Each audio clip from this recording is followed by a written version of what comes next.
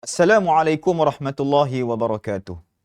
Alhamdulillahi rabbil alamin, wassalatu wassalamu ala asyrafil anbiya'i wal mursalin wa ala alihi wa sahbihi ajma'in.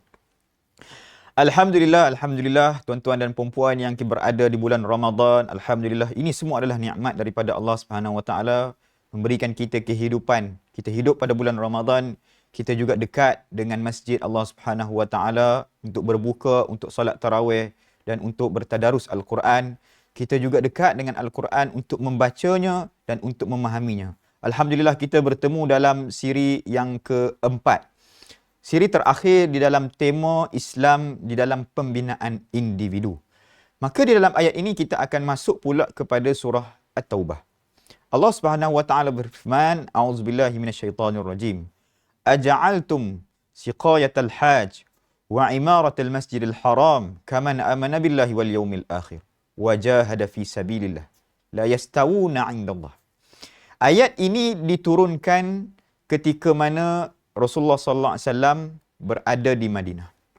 Dan ayat ini adalah merupakan sebahagian daripada ayat yang memberi respon kepada orang-orang musyrikin Mekah yang mempersoalkan kebaikan yang ada pada mereka. Mereka diajak masuk Islam. Mereka diajak untuk bersama dengan Rasulullah SAW dan para sahabat.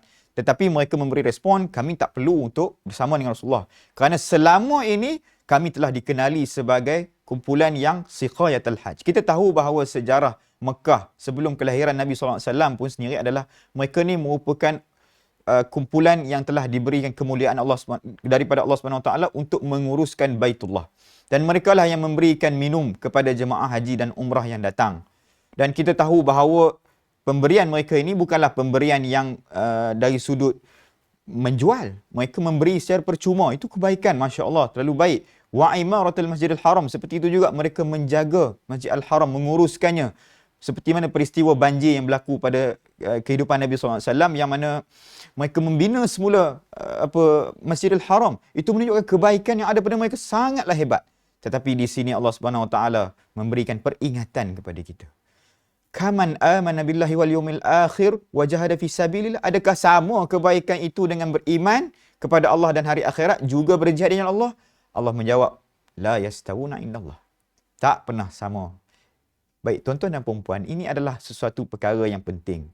Kerana kadang-kadang ada pelbagai ataupun ada beberapa perkara yang kadang-kadang kita terlepas pandang untuk mengambil pelajaran daripada ayat ini. Antara perkara yang pertama yang saya ingat adalah kadang-kadang kita rasa orang yang tak pakai tudung, kita katalah. Kadang-kadang mereka merasakan bahawa tak pakai tudung yang penting buat baik. Ini adalah satu peringatan supaya kita jauhi berkata sedemikian. Kerana tak sama kebaikan dalam keadaan tidak beriman, tidak mengikut perintah Allah Subhanahu Wa Taala. Samalah juga seperti mana ada orang yang mengatakan bahawa kita jangan boikot Starbucks, ya, kerana dia adalah syarikat yang merupakan syarikat negara kita, yang memberikan saham kepada negara kita. Ini pengajaran yang penting supaya dalam keadaan Starbucks kita tahu memberikan bantuan kepada tentera Israel yang membunuh saudara-saudara kita, yang menyebabkan pembantaian yang teruk di sana di Palestin, kita perlu faham bahawa perkara ini adalah perkara akidah. Perkara yang tidak boleh hanya semata-mata kebaikan, kita menggadaikan akidah yang ada pada kita. Tidak kira siapa pun yang buat kebaikan, selagi mana kebaikan itu tidak disandarkan kepada iman kepada Allah Ta'ala, iman kepada hari akhirat dan berjihad di jalan Allah, maka kebaikan itu tiada nilai di sisi Allah Subhanahu Wa Ta'ala. Sebabkan itulah apabila kita mempunyai sahabat-sahabat yang belum masuk Islam tetapi mereka ni sangat baik, kita kena sentiasa mengajak mereka, mendoakan hidayah kepada mereka supaya kebaikan-kebaikan mereka ini ada nilai di sisi Allah Subhanahu Wa Taala. Semoga Allah memberikan hidayah kepada mereka. Semoga Allah memberikan kekuatan kepada kita untuk memahami mesej-mesej daripada ayat yang kita bincangkan pada hari ini. Dan semoga Allah menguatkan hubungan kita dengan Al-Quran sepanjang bulan Ramadan pada tahun ini.